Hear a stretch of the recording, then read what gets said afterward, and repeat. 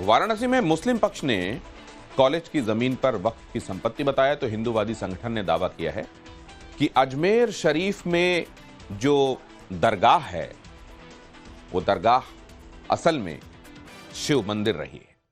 अजमेर शरीफ में मंदिर के दावे से खलबली मची हुई है क्योंकि अदालत ने दरगाह में मंदिर होने की अर्जी को स्वीकार कर लिया है। इस याचिका पर 20 दिसंबर को अगली तारीख है सुनवाई, लिहाजा इस पर जबरदस्त सियासत हो रही है। कोई जज पर सवाल उठा रहा है तो कोई धमकी दे रहा है। बिग एंड बोल्ड की ये दूसरी एक्सक्लूसिव रिपोर्ट जिसमें हम बताएंगे कि दरगाह के कथित तहखाने में मंदिर का सच क्या है।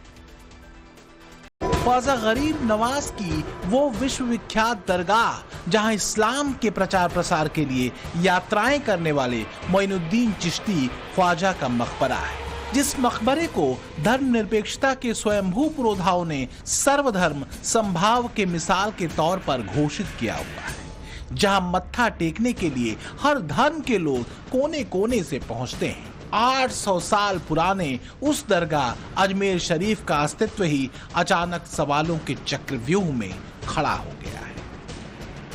दरगाह भगवान शिव का मंदिर है, असल में दरगाह तो है नहीं। वो करीब करीब आज से 50 साल पहले तक वो तहखाना खुलता था और उसमें शिवलिंग हुआ करता था। हर जगह इन्हें जो है शिवलिंग और मंदिर नजर आता है।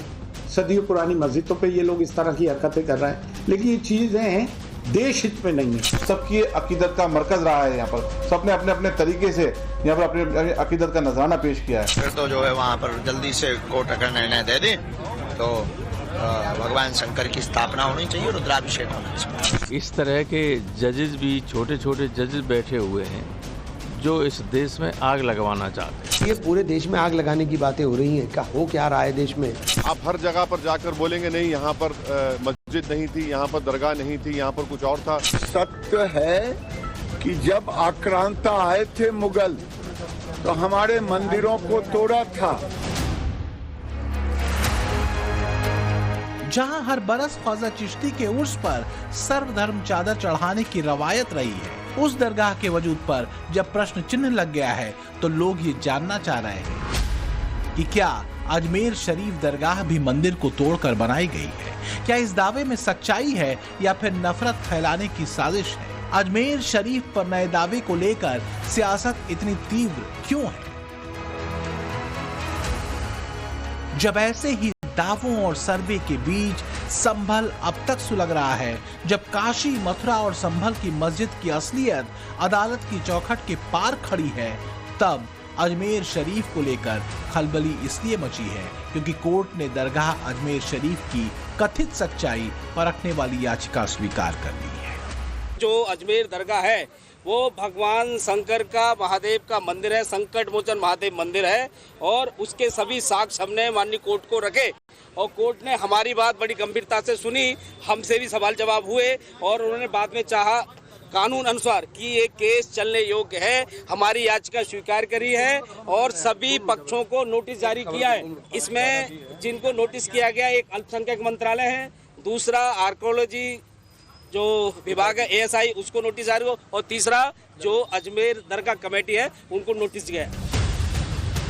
अजमेर की सिविल कोर्ट में दरगाह पर सुनवाई की याचिका स्वीकार होते ही कैसे सियासी दंगल शुरू हो गया है, नेताओं ने कैसे मोर्चा संभाल लिया है, ये जानने से पहले ये जान लीजिए कि याचिकाकर्ता के दावों का आधार क्या है। याचिका में रिटायर्ड जज हरबिलास सारदा की किताब का हवाला दिया गया है।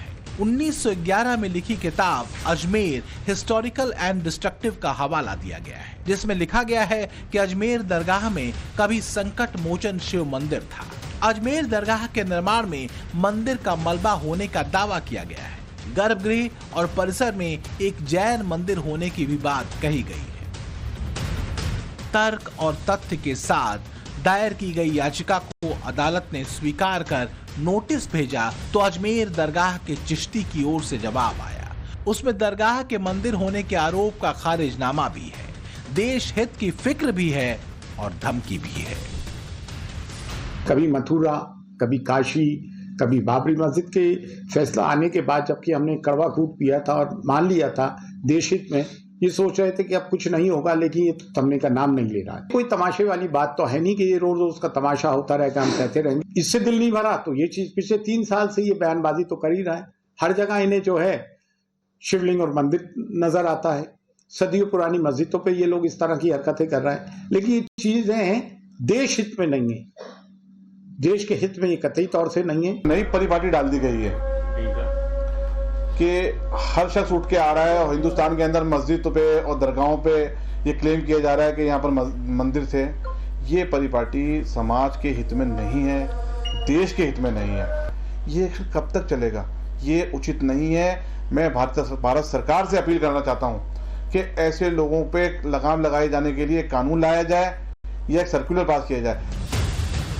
अजमेर शरीफ में खलबली से ज्यादा बेचैनी सियासत में है। धर्म की धुरी पर राजनीति की परिक्रमा करने वाले नेताओं ने मोर्चा संभाला। मुस्लिम वोट बैंक की एक मुश्त रहनुमाई करने का दावा करने वाले हैदराबादी भाईजान ने कानून का हवाला दिया, सरकार की निष्ठा पर सवाल उठाया और दरगाह के शिव मंदिर होने के दावे को ठीक उसी तरह खारिज कर दिया जिस तरह अयोध्या में राम जन्मभूमि होने के अदालती फैसले को वो अब तक कबूलने से कतराते रहे हैं।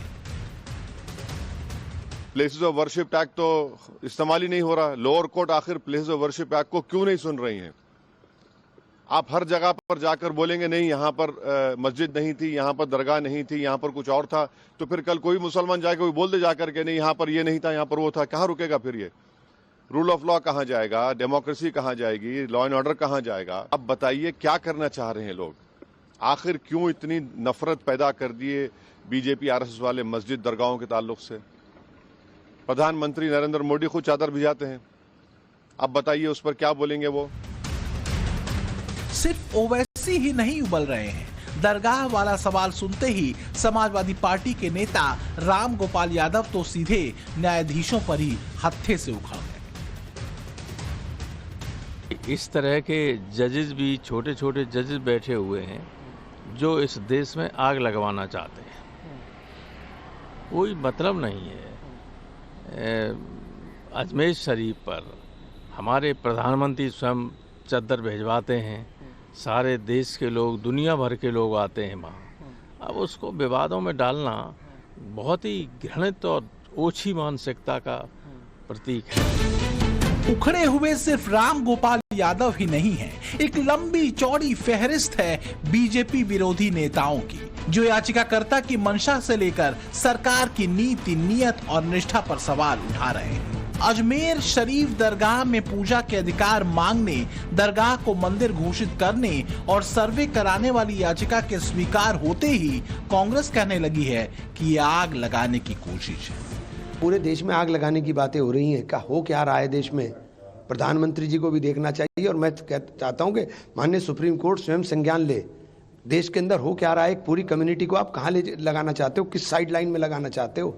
आप उनके धार्मिक स्थल नहीं छोड़ रहे, आप उनकी प्रॉपर्टीज के ऊपर आप नहीं छोड़ना चाहते। आप क्या करना चाहते हो? हमारे साथ हमें लगाना कहाँ चाहते हो वो बता दो। ये जो हालात बीजेपी बिगाड़ने में लगी तो क्या होगा? थोड़े दिन डिस्कस होगा कोर्ट में, फिर वो खारिज हो जाएगा।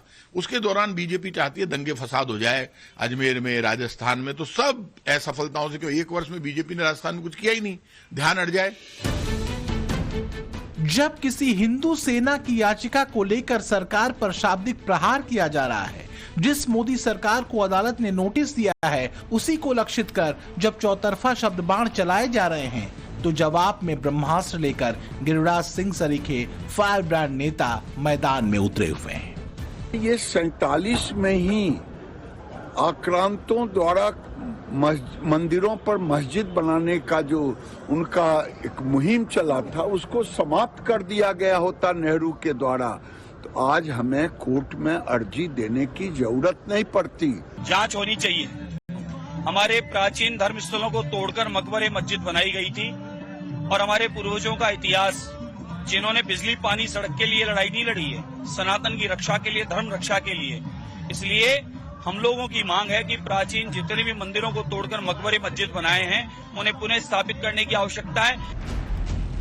दरअसल सितंबर में ही हिंदू सेना नाम के संगठन के नेता विष्णु गुप्ता तर्क और तथ्य लेकर अदालत की चौखट पर पहुंचे थे। दीवानी मामलों के न्यायाधीश मनमोहन चंदेल की अदालत में सुनवाई हुई।